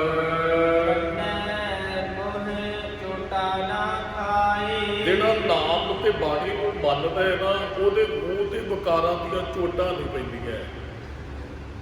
ਅਸੀਂ ਚੋਟਾਂ ਖਾਂਦੇ ਹਾਂ, ਇੱਧਰੋਂ ਉੱਧਰੋਂ ਵਿਕਾਰ ਸਾਨੂੰ ਟਿਕ ਕੇ ਨਹੀਂ ਬੈਠਣ ਦਿੰਦੇ ਹੈ। ਮਨੁੱਖ ਦੇ ਉੱਤੇ ਕਦੀ ਕਾਮ, ਕ੍ਰੋਧ, ਲੋਭ, ਮੋਹ, ਹੰਕਾਰ ਹਾਵੀ ਹੋ ਜਾਂਦੇ ਹੈ। ਤੇ ਮਹਾਰਾਜ ਕਹਿੰਦੇ ਫਿਰ ਉਹ ਮੂੰਹ ਤੇ ਚੋਟਾਂ ਖਾਂਦਾ। ਮਹਾਰਾਜ ਜੀ ਤੁਹਾਨੂੰ ਬਚਨ ਕਹੇ, ਦਾਗ ਦੋਸ਼ ਮੋਹ ਚੱਲਿਆ ਲਾਈ ਦਰਗਹਿ ਬੈਸਣ ਨਾ ਹੀ ਪਾਏ। ਕਈ ਵਾਰੀ ਬੰਦਾ ਮੂੰਹ ਤੇ ਦਾਗ ਲਾ ਕੇ ਜਾਂਦਾ, ਫਿਰ ਉਹ ਦਾਗੀ ਬੰਦੇ ਨੂੰ ਦਰਗਾਹ 'ਚ ਨਹੀਂ ਜਗ੍ਹਾ ਮਿਲਦੀ ਹੈ। ਦਾਗ ਉੱਤੇ ਦੋਸ਼ ਲੱਗ ਜਾਂਦਾ ਨਾ, ਮੂੰਹ ਤੇ ਚੋਟਾਂ ਪੈਂਦੀਆਂ ਵਿਕਾਰਾਂ ਦੀਆਂ। ਕਹਿੰਦੇ ਮਹਾਰਾਜ ਨੇ ਬਚਨ ਕਹੇ, ਮੰਨਣ ਵਾਲੇ ਵਿਕਾਰਾਂ ਦੀਆਂ ਚੋਟਾਂ ਨਹੀਂ ਖਾਂਦੇ ਹਨ। ਮੰਨਣ ਵਾਲੇ ਜਮਾਂ ਦੇ ਨਾਲ ਨਹੀਂ ਜਾਂਦੇ। ਜਮਾਂ ਦਾ ਜਿਹਦੇ ਅੰਦਰ ਜਪਜੀ ਸਾਹਿਬ, ਇਹਨਾਂ ਨੂੰ ਜਪ ਨਹੀਂ ਲੈਣ ਆਉਣਗੇ। ਇਹ ਗੱਲ ਯਾਦ ਰੱਖਣੀ ਹੈ, ਜਪਜੀ ਸਾਹਿਬ ਦੇ ਅੰਦਰ ਇੱਕ ਤਾਕਤ ਹੈ। ਜੇ ਅਸੀਂ ਮੰਨਣਾ ਸ਼ੁਰੂ ਕਰਦੇ, ਤੁਹਾਨੂੰ ਜਪਜੀ ਸਾਹਿਬ ਕੰਠ ਹੈ ਨਾ, ਤੁਹਾਨੂੰ ਜਾਪ ਨਹੀਂ ਲੈਣ ਆਉਣਗੇ। ਜੇ ਤੁਹਾਡੀ ਸੁਰਤ 'ਚ ਜਪਜੀ ਸਾਹਿਬ ਪਿਆ ਹੈ, ਜੇ ਤੁਹਾਡੀ ਸੁਰਤ 'ਚ ਸੁਖਮਨੀ ਸਾਹਿਬ ਦੀ ਬਾਣੀ ਪਈ ਹੈ, ਤੁਹਾਡੇ ਅੰਦਰ ਸ਼ਬਦ ਨੇ, ਤੁਹਾਡੇ ਅੰਦਰ ਗੁਰੂ ਬੈਠਾ ਹੈ, ਤੇ ਤੁਸੀਂ ਜਮਾਂ ਦੇ ਮਾਰਗ 'ਤੇ ਨਹੀਂ ਜਾਓਗੇ। ਜਮਾਂ ਵਾਲੇ ਰਸਤੇ ਵਿੱਚ ਜਿੱਥੇ ਮਾਰ ਪੈਂਦੀ ਹੈ, ਜਿੱਥੇ ਉਹ ਫਿਰ ਮਨੁੱਖ ਸੁਰਖਰੂ ਹੋ ਜਾਂਦਾ ਹੈ। ਗੁਰੂ ਇੱਕ ਨਿਸ਼ਾਨੀ ਲਾਉਂਦਾ ਉਹਦੇ ਮੱਥੇ ਦੇ ਉੱਪਰ। ਅੱਗੇ ਬਚਨ ਆਉਣੇ, ਆਪਾਂ ਵਿਚਾਰ ਕਰਨੀ ਉਹਦੀ। ਤੇ ਜਿਹਦੇ ਮੱਥੇ ਤੇ ਗੁਰੂ ਨਿਸ਼ਾਨ ਮੋਹਰ ਲਾ ਦਿੰਦਾ, ਉਹਦੇ ਤੋਂ ਲੇਖਾ ਨਹੀਂ ਪੁੱਛਿਆ ਜਾਂਦਾ। ਲੇਖਾ ਕੋਈ ਨਾ ਪੁੱਛੇ ਜਾਂ ਹੱਥ ਨਹੀਂ ਸਕਦਾ। ਉਹ ਜਮਾਂ ਦੇ ਰਸਤੇ ਤੇ ਨਹੀਂ ਜਾਂਦਾ, ਜਪ ਉਹਨੂੰ ਕੋਈ ਨਹੀਂ ਸਕਦੇ। ਮੰਨੇ ਜਪ ਕੇ ਸਾਥ ਨਾ ਦੇ। ਜਪ ਦੇ ਦੋ ਅਰਥ ਨੇ, ਇੱਕ ਤੇ ਹੈਗੇ ਵਿਕਾਰ, ਕਾਮ, ਕ੍ਰੋਧ, ਲੋਭ, ਮੋਹ, ਹੰਕਾਰ। ਇੱਕ ਜਪ ਆਗੇ ਜਮ ਦਲ ਬਿਖਮ ਘਣਾ ਵੀ ਅੱਗੇ ਜਿਹੜਾ ਜਮਾਂ ਵਾਲਾ ਰਸਤਾ ਹੈ, ਵੀ ਮਾਰ ਪੈਂਦੀ ਹੈ ਉੱਥੇ। ਕਈ ਧਰਮਾਂ ਵਾਲਿਆਂ ਨੇ ਕਿਹਾ ਵੀ ਉੱਥੇ ਸਮੁੰਦਰ ਪਾਰ ਕਰਨਾ ਪੈਂਦਾ, ਅੱਗ ਦਾ ਸਮੁੰਦਰ ਹੈ ਜੀ। ਬੜਾ ਮਹਾਰਾਜ ਕਹਿੰਦੇ ਉਸ ਰਸਤੇ ਤੇ ਗੁਰਮੁਖ ਨਹੀਂ ਜਾਂਦਾ ਹੈ। ਗੁਰਮੁਖ ਤੇ ਸੁਰਖਰੂ ਹੈ। ਕਈ ਵਾਰੀ ਨਾ ਕੋਈ ਬਜ਼ੁਰਗ ਤੰਗ ਹੁੰਦਾ ਹੈ ਨਾ, ਤੇ ਪਰਿਵਾਰ ਵਾਲੇ ਬਾਬਾ ਜੀ ਨੂੰ ਸੱਦਦੇ, ਗ੍ਰੰਥੀ ਸਿੰਘ ਨੂੰ, ਭਾਈ ਸਾਹਿਬ ਜੀ ਤੁਸੀਂ ਨਾ ਸੁਖਮਨੀ ਸਾਹਿਬ ਦਾ ਪਾਠ ਕਰ ਦਿਓ, ਤੁਸੀਂ ਜਪਜੀ ਸਾਹਿਬ ਦਾ ਪਾਠ। ਉਹਨਾਂ ਦੀ ਇੱਛਾ ਹੁੰਦੀ ਹੈ ਵੀ ਬਾਪੂ ਜੀ ਸਰੀਰ ਛੱਡਦਾ ਤੇ ਜਪਜੀ ਸਾਹਿਬ ਦਾ ਪਾਠ ਤੇ ਸੁਖਮਨੀ ਸਾਹਿਬ ਦਾ ਪਾਠ ਕਰਾਵਾਂਗੇ। ਅਸਲ ਦੇ ਵਿੱਚ ਪਾਠ ਕਰਾਉਣਾ ਚਾਹੀਦਾ ਹੈ ਵੀ ਪਤਾ ਨਹੀਂ ਕਦੋਂ ਆਤਮਾ ਨੇ ਸਰੀਰ ਨੂੰ ਛੱਡ ਦੇਣਾ। ਤੇ ਬਾਪੂ ਜੀ ਜਪਜੀ ਸਾਹਿਬ ਦਾ ਤੇ ਸੁਖਮਨੀ ਸਾਹਿਬ ਦਾ ਪਾਠ ਸੁਣਦਿਆਂ ਸਰੀਰ ਛੱਡਣਾ। ਜਦੋਂ ਅਸੀਂ ਪਾਠ ਸੁਣਦੇ ਹਾਂ, ਸਾਡੀ ਰੂਹ ਜਾਏਗੀ ਨਾ, ਤੇ ਉਹ ਪਾਠ ਸਾਡੇ ਨਾਲ ਰਹਿੰਦਾ। ਉਹ ਜੇ ਜਪਜੀ ਸਾਹਿਬ ਦੀ ਬਾਣੀ ਚੱਲਦੀ ਹੈ, ਸਮਝ ਲੈਣਾ ਚਾਹੀਦਾ ਗੁਰੂ ਨਾਨਕ ਸਾਹਿਬ ਦੀ ਬੁੱਕਲ 'ਚ ਮਨੁੱਖ ਸਰੀਰ ਤਿਆਗ ਰਿਹਾ। ਤੇ ਜਿਹੜਾ ਗੁਰੂ ਨਾਨਕ ਸਾਹਿਬ ਦੀ ਬੁੱਕਲ 'ਚ ਸਰੀਰ ਛੱਡਦਾ, ਉਹ ਜਮਾਂ ਦੇ ਨਾਲ ਨਹੀਂ ਜਾਂਦਾ। ਉਸ ਰਸਤੇ ਤੇ ਗੁਰੂ ਜਾਣ ਹੀ ਨਹੀਂ ਦਿੰਦਾ। ਜੇ ਉਹ ਸੁਖਮਨੀ ਸਾਹਿਬ ਦੀ ਬਾਣੀ ਸੁਣਦਾ ਸਰੀਰ ਤਿਆਗਦਾ, ਸਮਝ ਲੈ ਗੁਰੂ ਅਰਜਨ ਸਾਹਿਬ ਮਹਾਰਾਜ ਦੀ ਬੁੱਕਲ 'ਚ ਸਰੀਰ ਤਿਆਗ ਰਿਹਾ। ਉਹਦੀ ਆਤਮਾ ਜਮਾਂ ਦੇ ਹੱਥਾਂ 'ਚ ਨਹੀਂ ਆਏਗੀ, ਉਹ ਸੁਰਖਰੂ ਹੋ ਕੇ ਸੰਸਾਰ ਤੋਂ ਜਾਂਦਾ ਹੈ। ਐਸਾ ਨਾਮ ਨਿਰੰਜਨ ਹੋਏ, ਭਾਈ ਜੇ ਐਸਾ ਨਿਰੰਜਨ ਨਾਮ ਕਿਤੇ ਸਾਡੇ ਅੰਦਰ ਹੋਏ ਤਾਂ ਜੇ ਕੋਈ ਮਨ ਜਾਣੈ ਮਨ ਕੋਈ, ਜੇ ਕੋਈ ਮੰਨ ਕੇ ਜਾਣੇ, ਮਨ ਕਰਕੇ। ਮਹਾਰਾਜ ਕਹਿੰਦੇ ਉਹ ਜਮਾਂ ਦੇ ਰਸਤੇ ਨਹੀਂ ਜਾਂਦੇ, ਉਹਦੀ ਸੁਰਤ ਉੱਚੀ ਹੋ ਜਾਂਦੀ, ਉਹ ਮਨ ਬੁੱਧ ਕਰਕੇ ਪਵਿੱਤਰ ਹੋ ਜਾਂਦਾ, ਉਹਨੂੰ ਸਾਰੇ ਭਵਨਾਂ ਦੀ ਸੁੱਧ ਹੋ ਜਾਂਦੀ। ਜੇ ਕੋਈ ਉਹਦੇ ਉੱਤੇ, ਇਹਦੇ ਦੋ ਅਰਥ ਕਰ, ਇੱਕ ਤਾਂ ਨਾਮ ਨੂੰ ਮੰਨਣਾ ਹੈ, ਇੱਕ ਗੁਰੂ ਦੇ ਉਪਦੇਸ਼ ਨੂੰ ਮੰਨਣਾ, ਤੀਸਰਾ ਵਿਸ਼ਵਾਸ ਹੈ। ਮੰਨੇ ਦਾ ਅਰਥ ਵਿਸ਼ਵਾਸ ਵੀ ਹੈ। ਅਸੀਂ ਮੰਨਦੇ ਉਹਦੀ ਗੱਲ ਹੈ ਜਿਹਦੇ ਤੇ ਵਿਸ਼ਵਾਸ ਕਰਦੇ ਹਾਂ। ਆਪਾਂ ਨੇ, ਤੁਸੀਂ ਕਿਸੇ ਨੂੰ ਰਸਤਾ ਪੁੱਛਦੇ ਹੋ, ਰਸਤੇ 'ਚ ਜਾਂਦੇ ਆ, ਚਲੋ ਹੁਣ ਤੇ ਗੂਗਲ ਮੈਪ ਤੋਂ ਰਸਤਾ ਕਈ ਵਾਰੀ ਉਹ ਵੀ ਗਲਤ ਦੱਸ ਦਿੰਦਾ ਹੈ। ਜਿੱਧਰ ਅਸੀਂ ਜਾਣਾ ਹੁੰਦਾ ਨਾ, ਕਈ ਵਾਰੀ ਉਹ ਬੰਦਾ ਦੋ ਚਿੱਤੇ 'ਚ ਹੋ ਜਾਂਦਾ ਵੀ ਠੀਕ ਨਹੀਂ ਹੈ ਰਸਤਾ। ਮੰਨ ਲਓ ਤੁਸੀਂ ਕਿਸੇ ਤੋਂ ਰਸਤਾ ਪੁੱਛ ਰਹੇ ਹੋ, ਤੇ ਤੁਹਾਨੂੰ ਐਂ ਲੱਗਾ ਵੀ ਇਹ ਬੱਚਾ ਹੈ, ਵੀ ਇਹਨੇ ਚੰਗੇ ਤਰੀਕੇ ਨਾਲ ਦੱਸਿਆ, ਤੇ ਤੁਸੀਂ 10 ਕਰਮ ਅੱਗੇ ਜਾ ਕੇ ਕੋਈ ਹੋਰ ਬੰਦਾ ਹੈ ਉਹਦੇ ਨੂੰ ਪੁੱਛੋਗੇ, ਤੁਹਾਨੂੰ ਫਿਰ ਵੀ ਡਾਊਟ ਲੱਗਦਾ ਵੀ ਇਹਨੇ ਕਲੀਅਰ ਨਹੀਂ ਕੀਤਾ, ਅਸੀਂ ਕਿੱਧਰ ਜਾਣਾ ਸੀ, ਫਿਰ ਤੁਸੀਂ ਅੱਗੇ ਜਾ ਕੇ ਹੋਰ ਕਿਸੇ ਨੂੰ ਪੁੱਛੋਗੇ। ਬਸ ਆਹੀ ਤੇ ਗੱਲ ਹੈ। ਸਹੀ ਰਸਤਾ ਰੱਬ ਦੇ ਘਰ ਜਾਣ ਦਾ ਉਹ ਦੱਸੇਗਾ ਜਿਹੜਾ ਉੱਥੋਂ ਤੱਕ ਪਹੁੰਚਿਆ। ਹੱਥ ਕਰਨ ਵਾਲੇ ਤੇ ਬਹੁਤ ਨੇ ਭਾਈ, ਰੱਬ ਨੂੰ ਬਣਾਉਣ ਵਾਲਿਆਂ ਨੇ ਬਹੁਤ ਡੇਰੇ ਖੁੱਲ੍ਹੇ ਨੇ। ਅਸਲ ਦੇ ਵਿੱਚ ਰੱਬ ਨਾਲ ਉਹ ਮਿਲਾਏਗਾ ਜਿਹੜਾ ਰੱਬ ਰੂਪ ਹੋ ਚੁੱਕਿਆ। ਅਸੀਂ ਜਿਹਦੇ ਕੋਲ ਜਾਂਦੇ ਕਿ ਉਹ ਰੱਬ ਰੂਪ ਹੈ ਜਿਹੜਾ ਸਾਨੂੰ ਰੱਬ ਬਾਰੇ ਗਿਆਨ ਦਿੰਦਾ ਹੈ। ਇੱਥੇ ਅਸੀਂ ਤਾਂ ਆਉਂਦੇ ਹਾਂ ਵੀ ਗੁਰ ਪਰਮੇਸ਼ਰ ਇੱਕ ਗੁਰੂ ਪਹੁੰਚਿਆ, ਗੁਰੂ ਤੇ ਇੱਕ ਮਹਿਕ ਜਿੱਥੇ ਅਸੀਂ ਜਾਣਾ, ਤੇ ਜਿਹੜਾ ਉੱਥੇ ਪਹੁੰਚਿਆ ਉਹਨੂੰ ਸਹੀ ਰਸਤਾ ਵੀ ਦੱਸੇਗਾ। ਮਹਾਰਾਜ ਨੇ ਕਿਹਾ ਕਿ ਜੇ ਕੋਈ ਮੰਨੇ ਮਨ ਕਰਕੇ ਉਹਨੂੰ ਜਾਣੇ ਭਾਈ ਉਹੀ ਉੱਥੋਂ ਤੱਕ ਪਹੁੰਚ ਸਕਦਾ ਹੈ। ਜਿਹੜੇ ਮੰਨਦੇ ਨੇ ਉਹ ਠਾਕ ਰੋਗ ਨੂੰ ਕਹਿੰਦੇ, ਉਸ ਰਸਤੇ ਤੇ ਫਿਰ ਰੋਗ ਕੋਈ ਨਹੀਂ ਪੈਂਦੀ ਹੈ। ਵਿਚਾਰ ਵੀ ਸਾਨੂੰ ਰੋਕ ਸਕਦੇ, ਪੈਂਡਾ ਸੁਰਤ ਨੇ ਤੈਅ ਕਰਨਾ, ਸਰੀਰ ਨੇ ਨਹੀਂ। ਅਸੀਂ ਰੱਬ ਨੂੰ ਮਿਲਣਾ ਹੈ ਨਾ, ਸੁਰਤ ਨੇ ਉੱਥੇ ਪਹੁੰਚਣਾ, ਸਰੀਰ ਨੇ ਨਹੀਂ। ਤੇ ਜੇ ਅਸੀਂ ਮੰਨਣਾ ਸ਼ੁਰੂ ਕਰ ਦਿੰਦੇ ਹਾਂ ਤੇ ਮਹਾਰਾਜ ਕਹਿੰਦੇ ਉਸ ਮਾਰਗ 'ਚ ਫਿਰ ਰੋਕ ਕੋਈ ਨਹੀਂ ਲੱਗਦੀ ਹੈ। ਮੰਨੈ ਮਾਰਗ ਠਾਗ ਨਾ ਪਏ, ਜਿਸ ਮਾਰਗ ਤੇ ਆਤਮਾ ਸਾਡੀ ਚੱਲਦੀ ਹੈ ਚੱਲਣਾ ਪਏਗਾ। ਵੈਸੇ ਅਸੀਂ ਚੱਲੇ ਨਹੀਂ। ਭਾਈ ਗੁਰਦਾਸ ਜੀ ਕਹਿੰਦੇ ਨੇ ਪ੍ਰੀਤਮ ਕੇ ਦੇਸ਼ ਕੈਸੇ ਬਾਦਲ ਸੇ ਜਾਈਏ, ਗੱਲਾਂ ਨਾਲ ਉਹਦੇ ਪੁੱਤਰ ਚੱਲਣਾ। ਇੱਕ ਅਵਕਟ ਘਾਟੀ ਰਾਮ ਕੀ ਤੇਹ ਚੜ ਰਹੇ ਹੋ ਕਬੀਰ। ਉਹ ਜਿਹੜੇ ਮੁਸ਼ਕਿਲ ਆਉਣਗੀਆਂ ਨਾ ਉਹ ਫਿਰ ਗੁਰੂ ਹੱਥ ਕੱਢੇਗਾ ਉਹਦਾ। ਜਿਹੜੀਆਂ ਮੁਸ਼ਕਿਲ ਆਉਣਗੀਆਂ ਉਸ ਰਸਤੇ 'ਤੇ ਰੋਕ ਨਹੀਂ ਪੈਂਦੀ, ਫੁਰਨੇ ਰੋਕ ਨਹੀਂ ਸਕਦੇ। ਉਹ ਫਿਰ ਆਤਮਾ ਅੱਗੇ ਕਿਉਂਕਿ ਗਵਾਹੀ ਗੁਰੂ ਕਰਦੇ ਹਾਂ, ਅਸੀਂ ਗੱਲ ਗੁਰੂ ਦੀ ਮੰਨ ਰਹੇ ਹਾਂ। ਅਸੀਂ ਅਣਜਾਣ ਤੋਂ ਵੀ ਰਸਤਾ ਪੁੱਛ ਰਹੇ ਹਾਂ, ਅਸੀਂ ਉਹਦੇ ਤੋਂ ਰਸਤਾ ਪੁੱਛ ਰਹੇ ਹਾਂ ਜਿਹੜਾ ਉਸ ਰਸਤੇ ਦਾ ਵਾਕਫ ਹੈ ਔਰ ਜਿਹਨੇ ਰਸਤਾ ਦੱਸਣਾ ਹੀ ਨਹੀਂ ਹੈ। ਦਸ ਨੇ ਇੱਕ ਦਿਨ ਅੱਗੇ ਬੇਨਤੀ ਕੀਤੀ, ਭਾਈ ਲਹਿਣਾ ਜੀ ਗੁਰੂ ਨਾਨਕ ਸਾਹਿਬ ਨੂੰ ਮਿਲਣ ਆਏ ਤੇ ਪਹਿਲੀ ਵਾਰੀ ਦਰਸ਼ਨ ਕਰਨੇ ਹਨ ਤੇ ਗੁਰੂ ਨਾਨਕ ਸਾਹਿਬ ਨੇ ਉਹਨਾਂ ਦੀ ਘੋੜੀ ਦੀ ਲਗਾਮ ਪਕੜਨੀ, ਰਸਤਾ ਦੱਸਿਆ ਨਹੀਂ ਗੁਰੂ ਨਾਨਕ ਸਾਹਿਬ ਨੇ, ਲਗਾਮ ਪਕੜ ਕੇ ਨਾਲ ਚੱਲੇ ਹੈ। ਬਸ ਗੁਰੂ ਆਹੀ ਕੰਮ ਕਰਦਾ ਹੈ, ਰਸਤਾ ਦੱਸਦਾ ਨਹੀਂ ਹੈ। ਗੁਰੂ ਘੋੜੇ ਦੀ ਲਗਾਮ ਪੜਨ। ਘੋੜੀ ਕੀ ਹੈ? ਦੇਹ ਘੋੜੀ ਜਿੱਤ ਚੜ ਲੰਗਾ ਰਮ। ਇਹ ਸਰੀਰ ਸਾਡਾ ਘੋੜੀ ਹੈ, ਆਤਮਾ ਇਹਦੇ ਵਿੱਚ ਸਵਾਰੀ ਕਰ ਰਹੀ ਹੈ। ਅਸੀਂ ਸਰੀਰ ਨਹੀਂ ਹੈ, ਸਰੀਰ ਹੋਰ ਚੀਜ਼ ਹੈ, ਅਸੀਂ ਹੋਰ ਹੈ। ਸਰੀਰ ਘੋੜੀ ਹੈ, ਗੱਡੀ ਇਹਨੂੰ ਕਹਿ ਲਓ, ਆਤਮਾ ਸਵਾਰੀ ਕਰ ਰਿਹਾ ਹੈ। ਤੇ ਘੋੜੀ ਦੀ ਲਗਾਮ ਅਸੀਂ ਗੁਰੂ ਨਾਨਕ ਸਾਹਿਬ ਦੇ ਇੱਕ ਹੱਥ 'ਚ ਦੇਣੀ ਹੈ। ਫਿਰ ਰਸਤੇ ਤੋਂ ਭਟਕੇਗਾ ਜੀਵ ਕਿਵੇਂ, ਕਿਉਂਕਿ ਲਗਾਮ ਗੁਰੂ ਸਾਹਿਬ ਨੇ ਪਕੜੀ ਹੈ। ਪ੍ਰਭ ਡੋਰੀ ਆਦਤ ਭਾਰੇ। ਆ ਬਚਨ ਭਾਈ ਸਾਡੀ ਜਿਹੜੀ ਹੁਕਮ ਰੂਪੀ ਡੋਰੀ ਤੇ ਅਸੀਂ ਬੱਝੇ ਹੋਏ ਤੇ ਉਹ ਡੋਰੀ ਤੁਹਾਡੇ ਹੱਥ 'ਚ ਹੈ। ਮੰਨੈ ਮਾਰਗ ਠਾਗ ਨਾ ਪਾਏ, ਉਸ ਰਸਤੇ ਤੇ ਫਿਰ ਕੋਈ ਰੋਕ ਨਹੀਂ ਪੈਂਦੀ ਹੈ। ਮਹਾਰਾਜ ਕਹਿੰਦੇ ਜਿਹੜੇ ਮੰਨਦੇ ਨੇ ਪਤ ਸਿਓ ਪ੍ਰਗਟ ਜਾਂਦੇ। ਪ੍ਰਗਟ ਦਰ ਤੇ ਜਸ ਖੱਟ ਕੇ ਜਾਂਦੇ ਹੈ, ਪਤ ਦਰ ਤੇ ਇੱਜ਼ਤ ਨਾਲ ਜਾਂਦੇ ਹੈ। ਖਾਣਾ ਪੀਣਾ ਹੱਸਣਾ ਸੌਣਾ ਵਿਸਰ ਗਿਆ ਹੈ ਕਰਨਾ, ਖਸਮ ਵਿਸਾਰ ਖੁਆਰੀ ਕੀਨੀ। ਧ੍ਰਿਗ ਜੀਵਨ ਨਹੀਂ ਰਹਿਣਾ ਪ੍ਰਾਣੀ, ਏਕੋ ਨਾਮ ਧਿਆਵੋ ਆਪਣੀ ਪਤ ਸਿੱਧੀ ਕਰ ਜਾਓ। ਮਹਾਰਾਜ ਕਹਿੰਦੇ ਇੱਥੇ ਚੰਗੇ ਕਰਮ ਕਰੇਗਾ ਨਾ ਤੇ ਇੱਜ਼ਤ ਨਾਲ ਆਪਣੇ ਘਰ ਜਾਏਗਾ। ਇੱਥੇ ਵੀ ਮਹਾਰਾਜ ਇਹੀ ਗੱਲ ਕਹਿੰਦੇ, ਮੰਨੈ ਪਤ ਸਿਓ, ਇੱਜ਼ਤ ਦੇ ਨਾਲ ਪ੍ਰਗਟ ਜਾਏ। ਪ੍ਰਗਟ ਹੋ ਕੇ ਜਾਂਦਾ ਬੰਦੇ ਦਾ ਜਸ ਗਾਉਂਦੇ ਨੇ ਲੋਕ, ਵਿੱਚ ਦੁਨੀਆ ਸੇਵ ਕਮਾਈਏ ਤਾਂ ਦਰਗਾ ਬੈਸਣਾ। ਭਾਈਏ ਬਹੁਤੇ ਸਰੀਰ ਜਦੋਂ ਮੰਨਣ ਵਾਲੇ ਜਾਂਦੇ ਨੇ ਲੋਕ ਦਰਸ਼ਨ ਕਰਨ ਆਉਂਦੇ ਨੇ ਵੱਡੀ ਗਿਣਤੀ 'ਚ, ਬੋਡੀ ਦੇ ਵੀ ਦਰਸ਼ਨ ਕਰਦੇ ਆ। ਹਾਲਾਂਕਿ ਸਫਰ ਆਤਮਾ ਦਾ ਹੀ ਹੈ, ਪਰ ਉਹ ਬੋਡੀ ਵੀ ਪ੍ਰਵਾਨ ਹੈ ਜਿਸ ਬੋਡੀ ਨੂੰ ਆਤਮਾ ਨੇ ਰੱਬ ਦੇ ਘਰ ਜਾਣ ਵਾਸਤੇ ਵਰਤਿਆ ਹੈ। ਆਪ ਜੀ ਨੇ ਕਿਤੇ ਹਜ਼ੂਰ ਸਾਹਿਬ ਜਾਂਦੇ ਹੋ, ਗੁਰੂ ਸਾਹਿਬ ਜੀ ਦੀ ਉਹ ਜਿਹੜੀ ਜਿਸ ਘੋੜੇ ਨੂੰ ਸਤਿਗੁਰੂ ਵਰਤਦੇ ਰਹੇ ਨਾ, ਉਸ ਘੋੜੇ ਦੀ ਅੰਸ਼ ਨੂੰ ਵੀ ਗੁਰਮੁਖ ਪਿਆਰੋ ਉੱਥੇ ਮੱਥੇ ਟੇਕਦੇ ਆ। ਕਾਰਨ ਇਹ ਹੈ ਵੀ ਇਸ ਘੋੜਿਆਂ ਨੂੰ ਗੁਰੂ ਸਾਹਿਬ ਜੀ ਵਰਤਦੇ ਰਹੇ। ਘੋੜਿਆਂ ਦੀ ਪੂਜਾ ਹੁੰਦੀ ਹੈ। ਮਹਾਰਾਜ ਨੇ ਤੇ ਕਿਸੇ ਦਰਖਤ ਨੂੰ ਹੱਥ ਲਾ ਦਿੱਤਾ, ਉਹ ਦਰਖਤ ਨੂੰ ਵੀ ਲੋਕਾਂ ਨੇ ਮੱਥੇ ਟੇਕੇ ਵੀ ਮਹਾਰਾਜ ਨੇ ਦਰਖਤ ਨੂੰ ਹੱਥ ਲਾਇਆ, ਕਿਉਂਕਿ ਗੁਰੂ ਸਾਹਿਬ ਨੇ ਉਹਨੂੰ ਵਰਤਿਆ ਹੈ। ਰੱਬ ਨੂੰ ਮਿਲਣ ਵਾਸਤੇ ਉਹਨੇ ਵਰਤਿਆ, ਘੋੜੀ ਨੂੰ ਸਬਰ ਵਾਸਤੇ ਗੁਰੂ ਸਾਹਿਬ ਨੇ ਵਰਤਿਆ, ਤੇ ਮੱਥੇ ਟੇਕ ਰਹੇ ਹੈ।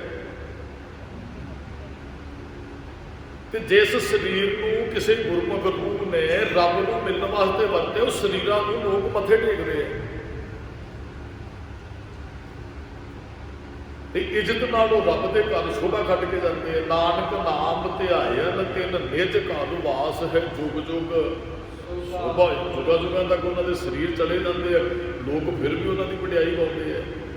ਅੱਜ ਅਸੀਂ ਜਿੰਨੇ ਸ਼ਹੀਦਾਂ ਨੂੰ ਯਾਦ ਕਰਦੇ, ਜਿੰਨੇ ਗੁਰੂ ਹੋਏ ਨੇ, ਮਹਾਂਪੁਰਖ ਸਰੀਰਤਾ ਕਰਕੇ ਤੇ ਨਹੀਂ ਹੈ, ਅਸੀਂ ਉਹਨਾਂ ਨੂੰ ਅੱਜ ਵੀ ਯਾਦ ਰੱਖਿਆ ਹੋਇਆ, ਕਿਉਂਕਿ ਰੱਬ ਨਾਲ ਇੱਕ ਮਿੰਟ ਹੋ ਗਏ। ਮਹਾਰਾਜ ਕਹਿੰਦੇ ਭਾਈ ਉਹ ਜਸ ਖੱਟ ਕੇ ਜਾਂਦੇ ਨੇ, ਇੱਜ਼ਤ ਨਾਲ ਸੰਸਾਰ ਤੋਂ ਜਾਂਦੇ ਨੇ, ਜਿਹੜੇ ਨਾਮ ਨੂੰ ਤੇ ਗੁਰੂ ਉਪਦੇਸ਼ ਨੂੰ ਭੰਨ ਲੈਂਦੇ ਹਨ। ਮੰਨੈ ਮਗ ਨਾ ਚੱਲੈ ਪੰਥ। ਮਹਾਰਾਜ ਕਹਿੰਦੇ ਮੰਨਣ ਵਾਲੇ ਨਾ ਮੱਗ ਨਾ ਚੱਲੇ ਪੰਥ। ਬਹੁਤ ਲੋਕਾਂ ਨੇ ਬਣਾਏ ਰਸਤੇ, ਕੋਈ ਕਹਿੰਦਾ ਇਸ ਤਰ੍ਹਾਂ ਜਪੋਗੇ ਜਾਂ ਜਾਓਗੇ, ਕੋਈ ਕਹਿੰਦਾ। ਹੁਣ ਇੱਥੇ ਮਹਾਰਾਜ ਨੇ ਬਚਨ ਕਹੇ ਵੀ ਜਿਹੜੇ ਮੰਨਣ ਵਾਲੇ ਨੇ ਨਾ ਉਹ ਕਰਮ ਕਾਂਡਾਂ 'ਚ ਨਹੀਂ ਪੈਂਦੇ ਹੈ, ਉਹ ਦੂਸਰਿਆਂ ਦੇ ਰਸਤੇ ਤੇ ਨਹੀਂ ਚੱਲਦੇ। ਅੱਜ ਮਾਫ ਕਰ ਦੇਣਾ ਤੁਸੀਂ, ਕਈਆਂ ਨੇ ਅੰਮ੍ਰਿਤ ਛਕੇ ਹੋਏ ਨੇ ਤੇ ਅਲੱਗ-ਅਲੱਗ ਜਗ੍ਹਾ ਤੋਂ, ਉਹ ਕਹਿੰਦਾ ਵੀ ਆਪਾਂ ਦੇ ਅਕਾਲ ਤਖਤ ਸਾਹਿਬ ਤੋਂ ਛਕਿਆ, ਦੂਸਰਾ ਕਹਿੰਦਾ ਵੀ ਆਪਾਂ ਦੇ ਫਲਾਣੀ ਜਗ੍ਹਾ ਤੋਂ ਛਕਿਆ, ਤੀਸਰਾ ਕਹਿੰਦਾ ਜੀ ਆਪਾਂ ਫਲਾਣੀ ਥਾਂ ਤੋਂ ਛਕਿਆ। ਮਹਾਰਾਜ ਕਹਿੰਦੇ ਹੈ ਉਹ ਰਸਤੇ ਨਹੀਂ ਵੰਡਦੇ ਹੈ। ਮੰਨੈ ਮੱਗ ਨਾ ਚੱਲੇ ਪੰਥ, ਉਹਨਾਂ ਦੇ ਮਗਰ ਨਹੀਂ ਉਹ ਚੱਲਦੇ ਜਿਹੜੇ ਆਪਣੇ ਪੰਥ ਬਣਾ ਕੇ ਬੈਠੇ ਹੈ, ਉਹ ਕਰਮਕਾਂਡ ਨਹੀਂ ਕਰਦੇ। ਕਿਹੜੇ? ਅਗਲੀ ਪੰਕਤੀ 'ਚ ਮਹਾਰਾਜ ਕਲੀਅਰ ਕਰਦੇ ਹਨ। ਮੰਨੈ ਧਰਮ ਸੇਤੀ ਸੰਬੰਧ। ਮਹਾਰਾਜ ਕਹਿੰਦੇ ਮੰਨਣ ਵਾਲਿਆਂ ਦਾ ਧਰਮ ਸੇਤੀ ਸੰਬੰਧ ਬਣ ਜਾਂਦਾ। ਉਹ ਫਿਰ ਉਹ ਕਿਸੇ ਦੇ ਦੱਸੇ ਰਸਤੇ ਤੇ ਨਹੀਂ ਚੱਲਦੇ, ਉਹ ਗੁਰੂ ਦੇ ਦੱਸੇ ਮਾਰਗ ਤੇ ਚੱਲਦੇ। ਭੁੱਲੇ ਮਾਰਗ ਜਿਨਹਿ ਬਤਾਇਆ, ਐਸਾ ਗੁਰ ਵੱਡ ਭਾਗੀ ਪਾਇਆ। ਸਿਮਰ ਮਨਾ ਰਾਮ ਨਾਮ ਚਿਤਾਵੇ, ਵਸਦੇ ਹਿਰਦੇ ਗੁਰ ਚਰਨ ਪਿਆਰੇ। ਉਹ ਦੱਬੀਆਂ ਪਖੰਡੀਆਂ ਦੇ ਕੋਲੋਂ ਰਸਤਾ ਪੁੱਛਣ ਨਹੀਂ ਜਾਂਦੇ, ਉਸ ਰਸਤੇ ਤੇ ਉਹ ਕਦਮ ਨਹੀਂ ਰੱਖਦੇ। ਪੰਥ ਤੇ ਬਹੁਤ ਨੇ ਸੰਸਾਰ ਦੇ ਅੰਦਰ, ਪਰ ਉਹਨਾਂ ਦਾ ਧਰਮ ਨਾਲ ਸਿੱਧਾ ਸੰਬੰਧ ਬਣ ਜਾਂਦਾ ਹੈ, ਉਹ ਕਿਸੇ ਦੇ ਦੱਸੇ ਮਾਰਗ ਤੇ ਨਹੀਂ ਚੱਲਦੇ ਹਨ। ਐਸਾ ਨਾਮ ਨਿਰੰਜਨ ਹੋ, ਜੇ ਕਿਤੇ ਐਸਾ ਨਿਰੰਜਨ ਨਾਮ ਜਿਹੜਾ ਹੈ ਉਹ ਪ੍ਰਗਟ ਹੋ ਜਾਏ ਅੰਦਰ। ਜੇ ਕੋ ਮਨ ਜਾਣੈ ਮਨ ਕੋਈ, ਜੇ ਕੋਈ ਨਾਮ ਨੂੰ ਮੰਨ ਕੇ ਮਨ ਕਰਕੇ ਜਾਣ ਲਵੇ। ਮਹਾਰਾਜ ਕਹਿੰਦੇ ਮੰਨਣ ਵਾਲਿਆਂ ਨੂੰ ਮੋਖ ਦੁਆਰ ਮਿਲਦੀ ਹੈ। ਮੋਕਸ਼ ਮੁਕਤੀ ਦਾ ਦਰਵਾਜ਼ਾ, ਦਰਵਾਜ਼ੇ ਨੂੰ ਕਹਿੰਦੇ। ਮਹਾਰਾਜ ਕਹਿੰਦੇ ਉਹ ਮੁਕਤੀ ਦਾ ਦਰਵਾਜ਼ਾ ਪ੍ਰਾਪਤ ਕਰ ਲੈਂਦੇ ਨੇ ਜਿਹੜੇ ਮੰਨਦੇ ਹੈ। ਗੁਰਮੁਖੋ ਮੁਕਤੀ ਸਾਨੂੰ ਮੰਨਣ ਕਰਕੇ ਮਿਲਣੀ ਹੈ। ਚਲੋ ਅਰਦਾਸਾਂ ਤੇ ਸਾਡੀਆਂ ਸਾਰਿਆਂ ਦੀ ਹੋ ਜਾਣੀਆਂ ਵੀ ਕੋਈ ਜਾਣ ਤੋਂ ਬਾਅਦ ਹੁਣ ਤੇ ਅਸੀਂ ਅਰਦਾਸੀਏ ਵੀ ਚੰਗੇ ਲੱਭ ਲੈਂਦੇ ਆ। ਇੱਕ ਵਾਰੀ ਕਹਿੰਦੇ ਜੀ ਆਪਾਂ ਚੰਗੇ ਅਰਦਾਸੀਏ ਸਿੰਘ ਤੋਂ ਅਰਦਾਸ ਕਰਾਈਏ। ਮੈਂ ਕਿਹਾ ਗੱਲ ਤੇ ਜੀਵਨ ਤੇ ਖੜਨੀ ਹੈ ਵੀ ਅਰਦਾਸੀਏ ਸਿੰਘ ਨੇ ਵੀ ਇਹ ਕਹਿਣਾ ਮਹਾਰਾਜ ਯੋਗ ਸਥਾਨ ਬਖਸ਼ਿਓ, ਤੇ ਯੋਗ ਸਥਾਨ ਉਹਦੀ ਕੁਆਲੀਫਿਕੇਸ਼ਨ ਨਾਲ ਹੀ ਮਿਲਣਾ ਹੈ। ਨੌਕਰੀ ਕਿਸੇ ਬੱਚੇ ਨੇ ਲੱਗਣਾ ਹੈ ਤੇ ਉਹ ਜਿਹਦੇ ਕੋਲ ਸਿਫਾਰਿਸ਼ ਪਾਉਂਦਾ ਉਹ ਪੁੱਛਦਾ ਵੀ ਭਾਈ ਪੜ੍ਹਾਈ ਕਿੰਨੀ ਹੈ, ਕਿੰਨੇ ਕੁ ਪੜ੍ਹੇ ਹੋ, ਤੇ ਉਹ ਫਿਰ ਵੇਖਦਾ ਵੀ ਇੰਨਾ ਕੁ ਪੜ੍ਹਿਆ ਇਸ ਨੌਕਰੀ ਦੀ ਯੋਗਤਾ ਰੱਖਦਾ ਹੈ। ਗ੍ਰੰਥੀ ਸਿੰਘ ਅਰਦਾਸ ਕਰਦਾ ਨਾ ਪਿਛੜੀ ਆਤਮਾ ਨੂੰ ਮਹਾਰਾਜ ਯੋਗ ਸਥਾਨ ਬਖਸ਼ਿਓ, ਤੇ ਯੋਗ ਸਥਾਨ ਉਹਦੇ ਕਰਕੇ ਬਖਸ਼ਿਆ ਜਾਣਾ ਵੀ ਉਹਨੇ ਕੀਤਾ ਕੀ ਹੈ ਸੰਸਾਰ ਦੇ ਅੰਦਰ। ਸਾਡੇ ਕੋਲ ਤਾਂ ਕੋਈ ਤਾਕਤ ਨਹੀਂ ਹੈ ਕਿਸੇ ਨੂੰ ਬਣਾ ਦਈਏ ਜਾਂ ਕਿਸੇ ਨੂੰ ਛਡਾ ਦਈਏ। ਇਹ ਤੇ ਗੁਰੂ ਕਿਰਪਾ ਕਰੇ ਕਿ ਉਹ ਤਰਸ ਖਾ ਕੇ ਮਾਫ ਕਰ ਦੇ ਕਿ ਬਖਸ਼ਿਆ ਜਾ ਸਕਦਾ ਹੈ। ਮਰਿਆਦਾ ਤੇ ਇਸ ਕਰਕੇ ਅਸੀਂ ਨਿਭਾਉਣੇ ਅੰਤਮ ਅਰਦਾਸ ਤੇ ਸਹਿਜ ਪਾਠ ਕਥਾ ਕੀਰਤਨ ਦੀ ਮਰਿਆਦਾ ਵੀ ਗੁਰੂ ਸਾਹਿਬ ਅੱਗੇ ਤਰਲਾ ਦਿਓ ਸਾਰੀਆਂ ਸੰਗਤਾਂ, ਜੇ ਗੁਰੂ ਬਖਸ਼ ਲਏ ਤਾਂ ਵੀ ਰੂਹ ਨੂੰ ਬਖਸ਼ਦੇ ਸੀ। ਇਸ ਕਰਕੇ ਸਤਿਗੁਰਾਂ ਦੇ ਚਰਨ ਪਰਸਦੇ ਆ ਵੀ ਮਹਾਰਾਜ ਕਿਰਪਾ ਕਰਿਓ। ਹਮ ਅਵਗੁਣ ਭਰੇ ਇੱਕ ਗੁਣ ਨਾਹੀਂ, ਮਹਾਰਾਜ ਕਿਰਪਾ ਕਰਿਓ ਪਿਛਲੇ ਔਗਣ ਬਖਸ਼ ਲਏ ਪ੍ਰਭ ਆਗੇ ਮਾਰਗ ਪਾਵੇ। ਤੁਸੀਂ ਤਰਸ ਕਰੋਗੇ ਤੇ ਇਹਨੂੰ ਮੁਕਤੀ ਮਿਲਣੀ ਹੈ, ਨਹੀਂ ਕਿ ਨਹੀਂ। ਉਦਾਸ ਨੇ ਇੱਕ ਦਿਨ ਬੇਨਤੀ ਕੀਤੀ ਜੇ ਕਹਾਂਗੇ ਨਾ ਇਨਸਾਫ ਕਰੋ ਤੇ ਫਿਰ ਤੇ ਨਰਕਾਂ 'ਚ ਪਾਵਾਂਗੇ। ਜੇ ਗੁਰੂ ਸਾਹਿਬ ਅੱਗੇ ਤਰਲਾ ਲਾਂਗੇ ਮਹਾਰਾਜ ਮਾਫ ਕਰੋ, ਹਾਂ ਫਿਰ ਹੋ ਸਕਦਾ ਗੁਰੂ ਸਾਹਿਬ ਜੀ ਤਰਸ ਕਰਨ ਤੇ ਸਾਨੂੰ ਚਰਨਾਂ 'ਚ ਨਿਵਾਸ ਬਖਸ਼ਣ। ਮੰਨਣ ਵਾਲੇ ਉਹ ਮੋਖ ਦੁਆਰ ਨੂੰ ਪ੍ਰਾਪਤ ਕਰਦੇ ਹੈ, ਮੁਕਤੀ ਦਾ ਦਰਵਾਜ਼ਾ ਪ੍ਰਾਪਤ ਕਰ ਲੈਂਦੇ। ਮੁਕਤੀ ਦਾ ਦਰਵਾਜ਼ਾ ਗੁਰੂ ਘਰ ਦੇ ਵਿੱਚੋਂ ਨਿਕਲਦਾ ਹੈ ਜੀ। ਆਹ ਗੁਰੂ ਦੁਆਰੇ ਹੋਏ ਸੋਝੀ ਪਾਸੇ ਗੋਲ ਦੁਆਰ ਦਰਵਾਜ਼ੇ ਨੂੰ ਅਸੀਂ ਕਹਿੰਦੇ ਹਾਂ। ਮਹਾਰਾਜ ਕਹਿੰਦੇ ਗੁਰੂ ਘਰ ਦੇ ਦਰਵਾਜ਼ੇ ਰਾਹੀਂ ਤੂੰ ਮੁਕਤੀ ਦੇ ਘਰ ਪਹੁੰਚ ਸਕਦਾ ਹੈ, ਜਿੱਥੋਂ ਮੁਕਤੀ ਮਿਲਦੀ ਹੈ। ਮੁਕਤੀ ਇਹ ਵੀ ਨਹੀਂ ਸੋਚਣਾ ਵੀ ਮਰਨ ਤੋਂ ਬਾਅਦ ਹੀ ਮਿਲਦੀ ਹੈ। ਗੁਰੂ ਗ੍ਰੰਥ ਸਾਹਿਬ ਜੀ ਦੇ ਕਹਿੰਦੇ ਜਿਹੜਾ ਜਿਉਂਦਾ ਨਹੀਂ ਮੁਕਤ ਹੋ ਸਕਿਆ ਉਹ ਮਰਨ ਤੋਂ ਬਾਅਦ ਮੁਕਤ ਨਹੀਂ ਹੋਏਗਾ। ਜਿਉਂਦਿਆਂ ਸੀ ਮੁਕਤ ਹੋਣਾ, ਮਰਨ ਤੋਂ ਬਾਅਦ ਵੀ ਮੁਕਤ ਹੈ। ਭਗਤਾਂ ਨੇ ਦੇਖਿਆ ਪੂਰੇ ਹੋਏ ਜੋ ਮੁਕਤ ਦਿਓਗੇ, ਮੁਕਤ ਨਾ ਜਾਂਦੇ ਕੋਈ ਨਾ। ਜੇ ਤੁਸੀਂ ਮਰਨ ਤੋਂ ਬਾਅਦ ਮੁਕਤੀ ਦੇਣੀ ਹੈ, ਸੰਸਾਰ ਨੂੰ ਵੀ ਪਤਾ ਲੱਗੇਗਾ ਇਹ ਮੁਕਤ ਹੋਏ ਆ। ਮੁਕਤ ਕਰਨਾ ਹੈ, ਸੰਸਾਰ 'ਚ ਰਹਿੰਦਿਆਂ ਕਰੋ। ਪਰਿਵਾਰ ਸਾਧਾ ਜਿਹੜਾ ਆਪ ਮੁਕਤ ਹੋ ਜਾਂਦਾ ਨਾ, ਮੰਨੇ ਪਰਿਵਾਰ ਸੁਧਾਰ, ਉਹ ਆਪਣੇ ਪਰਿਵਾਰਾਂ ਨੂੰ ਵੀ ਸੁਧਾਰ ਲੈਂਦਾ ਹੈ। ਜੇ ਇੱਕ ਜੁੜ ਗਿਆ, 21 ਕੁੱਲਾਂ ਚੋਂ ਇੱਕ ਬੰਦਾ ਜੁੜ ਜਾਂਦਾ, 21 ਕੁੱਲਾਂ ਤਰ ਜਾਂਦੀਆਂ, ਆਉਣ ਵਾਲੀਆਂ 21 ਕੁੱਲਾਂ ਜੁੜੀਆਂ ਰਹਿੰਦੀਆਂ। ਜੇ ਇੱਕ ਪੂਰਨ ਤੌਰ ਤੇ ਜੁੜਦਾ, ਵੈਸੇ ਨਹੀਂ ਭੇਖੀ ਨਹੀਂ ਮੇਰੇ ਵਾਂਗੂ ਵੀ ਮੈਂ ਜੇ ਇੱਥੇ ਆ ਰਿਹਾ ਕਥਾ ਕਰ ਰਿਹਾ, ਇਹ ਮੇਰੀ ਨੌਕਰੀ ਹੈ ਜਾਂ ਮੇਰਾ, ਜੇ ਇਸ ਤਰ੍ਹਾਂ ਜੁੜਿਆ ਤੇ ਫਿਰ ਕੋਈ ਨਹੀਂ, ਫਿਰ ਹੋ ਸਕਦਾ ਆਪਣੇ ਬੱਚਿਆਂ ਨੂੰ ਨਾ ਜੋੜ ਸਕਾਂ। ਜੇ ਪੂਰਨ ਤੌਰ ਤੇ ਕੋਈ ਜੁੜ ਜਾਂਦਾ ਹੈ, ਮਹਾਰਾਜ ਕਹਿੰਦੇ ਨੇ ਉਹ 21 ਕੁੱਲਾਂ ਆਪਣੀਆਂ ਤਾਰ ਜਾਂਦਾ ਹੈ। ਪਰਿਵਾਰ ਸੁਧਾਰ, ਦੀਨ ਦਿਆਲ ਭਰੋਸੇ ਤੇਰੇ ਸਭ ਪਰਿਵਾਰ ਚੜਾਇਆ। ਜਿਹੜੇ ਮੰਨ ਲਓ ਤੁਸੀਂ ਆਪ ਜੁੜੇ ਹੋ, ਕੇਸ ਦਾੜੀ ਰੱਖੇ ਹੋਏ ਨੇ, ਬਾਣੀ ਪੜ੍ਹਦੇ ਹੋ, ਤੁਸੀਂ ਬੱਚਿਆਂ ਨੂੰ ਕੀ ਪ੍ਰੇਰਨਾ ਦਿਓਗੇ? ਇਹੀ ਬੇਟਾ ਕੇਸ ਨਹੀਂ ਕਤਲ ਕਰਾਉਣੇ, ਬੇਟਾ ਬਾਣੀ ਪੜ੍ਹਿਆ ਕਰ ਉੱਠ ਕੇ। ਜਦੋਂ ਤੁਹਾਡੇ ਤੋਂ ਪ੍ਰੇਰਨਾ ਲੈ ਕੇ ਉਹ ਬੱਚਾ ਬਾਣੀ ਪੜ੍ਹੇਗਾ, ਉਹ ਬੱਚੇ ਨੇ ਹੁਣ ਕੇਸ ਰੱਖੇ, ਤੁਹਾਡੀ ਗੱਲ ਮੰਨੇ, ਉਹ ਬੱਚਾ ਆਪਣੇ ਬੱਚਿਆਂ ਨੂੰ ਕੀ ਕਹੇਗਾ? ਇਹੀ ਗੱਲ ਕਹੇਗਾ, ਬੇਟਾ ਬਾਣੀ ਪੜ੍ਹੋ, ਸਾਡੇ ਮਾਂ ਪਿਓ ਨੇ ਇਹ ਸਿੱਖਿਆ। ਉਹ ਅੱਗੇ ਆਪਣੇ ਬੱਚਿਆਂ ਨੂੰ ਕਹਿੰਦੇ 21 ਕੁੱਲਾਂ ਇਸ ਪਾਸੇ ਨੂੰ ਫਿਰ ਚੱਲਦੀਆਂ। ਤੇ ਜੇ ਇੱਕ ਕੁੱਲ ਚੋਂ ਕੋਈ ਨਾਸਤਕ ਨਿਕਲ ਆਉਂਦਾ ਹੈ, ਇੱਕ 21 ਕੁੱਲਾਂ ਡੂਬ ਵੀ ਜਾਂਦਾ ਹੈ। ਇੱਕ ਬੰਦਾ ਨਸ਼ੇ ਦੇ ਲੱਗ ਗਿਆ ਨਾ, ਪਤਾ ਨਹੀਂ ਕਿੰਨੀਆਂ ਫਿਰ ਕੁੱਲਾਂ ਨਸ਼ੇ ਵਾਲੇ ਪਾਸੇ ਹੋ ਜਾਂਦੀਆਂ। ਮਹਾਰਾਜ ਕਹਿੰਦੇ ਉਹ ਪਰਿਵਾਰ ਸੁਧਾਰ ਜਿਹੜੇ ਮੰਨਦੇ ਨੇ, ਉਹ ਫਿਰ ਆਪਣੇ ਪਰਿਵਾਰ ਦਾ ਵੀ ਸੁਧਾਰ ਕਰਦੇ, ਭਾਵ ਕੋ ਸਾਰਿਆਂ ਨੂੰ ਜੋੜ ਜਾਂਦੇ ਹਨ।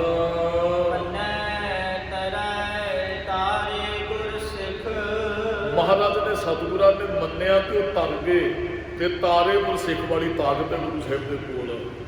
ਜਿਨ੍ਹਾਂ ਨੇ ਮੰਨੇ ਉਹ ਆਪ ਤੇ ਤਰਦੇ, ਉਹ ਦੂਸਰਿਆਂ ਨੂੰ ਵੀ ਤਾਰ ਦਿੰਦੇ ਆ।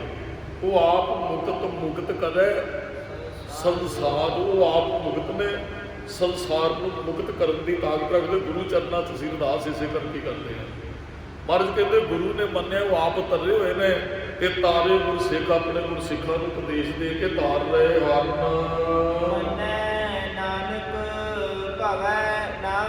ਮਹਾਰਾਜ ਕਹਿੰਦੇ ਜਿਹੜੇ ਗੁਰੂ ਉਪਦੇਸ਼ ਤੋਂ ਨਾਮ ਨੂੰ ਮੰਨ ਲੈਂਦੇ ਨਾ, ਨਾਨਕ ਭਵੇ ਨਾ ਭਿਖ, ਕਹਿੰਦੇ ਉਹ ਦਰ ਦਰ ਤੋਂ ਜਾ ਕੇ ਫਿਰ ਭਿਖਿਆ ਨਹੀਂ ਮੰਗਦੇ, ਉਹ ਮੰਗਦਿਆਂ ਦੀ ਤਰ੍ਹਾਂ ਨਹੀਂ ਮੰਗਦੇ ਹੈ ਵੀ ਉੱਥੇ ਵੀ ਚਲੇ ਗਏ, ਉੱਥੇ ਵੀ ਚਲੇ ਗਏ, ਉੱਥੇ ਵੀ ਚਲੇ ਗਏ। ਉਹ ਜੇ ਮੰਗਦੇ ਨੇ ਆਪਣੇ ਗੁਰੂ ਕੋਲ ਆਉਂਦੇ ਹੈ, ਤੇ ਗੁਰੂ ਕੋਲ ਆਣ ਕੇ ਕਹਿੰਦੇ ਕਾਦ ਕਾਸਾ ਦਰਸ਼ਨ ਕੀ ਭੂਖ, ਮੈਂ ਦਰ ਮੰਗੋ ਨੀਤਾ ਨੀਤ। ਉਹ ਆਪਣੀ ਸੁਰਤ ਨੂੰ ਜੋੜ ਕੇ, ਆਪਣੇ ਹੱਥਾਂ ਨੂੰ ਕਾਸਾ ਬਣਾ ਕੇ, ਉਹ ਆਪਣੇ ਗੁਰੂ ਤੋਂ ਰੱਬ ਦੇ ਦਰਸ਼ਨਾਂ ਦੀ ਭਿਖਿਆ ਮੰਗਦੇ ਨੇ। ਉਹ ਥਾਂ ਥਾਂ ਤੇ ਜਾ ਕੇ ਆਪਣਾ ਸੀਸ ਝੁਕਾਉਂਦੇ ਨੇ, ਉਹ ਠੂਠਾ ਲੈ ਕੇ ਲੋਕਾਂ ਦੇ ਘਰਾਂ ਚੋਂ ਮੰਗਦੇ ਨਹੀਂ, ਜਿਹੜੇ ਗੁਰੂ ਨੂੰ ਮੰਨਦੇ ਹਨ। ਐਸਾ ਨਾਮ ਨਿਰੰਜਨ ਹੋ, ਐਸਾ ਰੱਬ ਦਾ ਨਾਮ ਉਹ ਜਿਹੜਾ ਦਾਗ ਰਹੇ ਤੇ ਜਿਹੜਾ ਨਿਰਅੰਜਨ ਹੈ, ਕਿਤੇ ਅੰਦਰੋਂ ਪ੍ਰਗਟ ਹੋ ਜਾਏ। ਜੇ ਕੋ ਮਨ ਜਾਣੈ ਮਨ ਕੋ, ਹਾਂ ਭਾਈ, ਜੇ ਕੋਈ ਮਨ ਕਰਕੇ ਉਹਨੂੰ ਮੰਨ ਲਵੇ ਤੇ ਮਹਾਰਾਜ ਕਹਿੰਦੇ ਉਹ ਰੱਬ ਰੂਪ ਹੋ ਜਾਂਦੇ। ਕੱਲ ਸੁਣਿਆ ਵਾਲਿਆਂ ਪੌੜੀਆਂ ਆਪਾਂ ਵਿਚਾਰੀਆਂ, ਸੁਣਿਆ ਕਿ ਮਿਲਦੇ, ਅੱਜ ਮੰਨਿਆ ਕਿ ਅਸਲ ਦੇ ਵਿੱਚ ਜੀਵਨ ਉਧਰ ਬਦਲਣਾ ਜਿੱਧਰ ਅਸੀਂ ਬਦਲਣਾ ਸ਼ੁਰੂ ਕਰਾਂਗੇ। ਸੁਣੀਏ ਔਰ ਉਸ ਤੋਂ ਬਾਅਦ ਮੰਨੀਏ, ਅੰਦਰ ਪ੍ਰੇਮ ਹੋਣਾ ਚਾਹੀਦਾ, ਦਿਨ ਦਿਨ ਕਰਕੇ ਫਿਰ ਜੀਵਨ ਬਦਲਦੇ। ਮਨੁੱਖ ਇੱਕ ਦਿਨ ਗੁਰੂ ਰੱਬ 'ਚ ਸਮਾ ਜਾਂਦੇ। ਭੁੱਲਾਂ ਚੁੱਕਾਂ ਦੀ ਖਿਮਾ, ਸਮੂਹ ਸੰਗਤ ਦਾ ਧੰਨਵਾਦ। ਜੀ ਆਇਆਂ।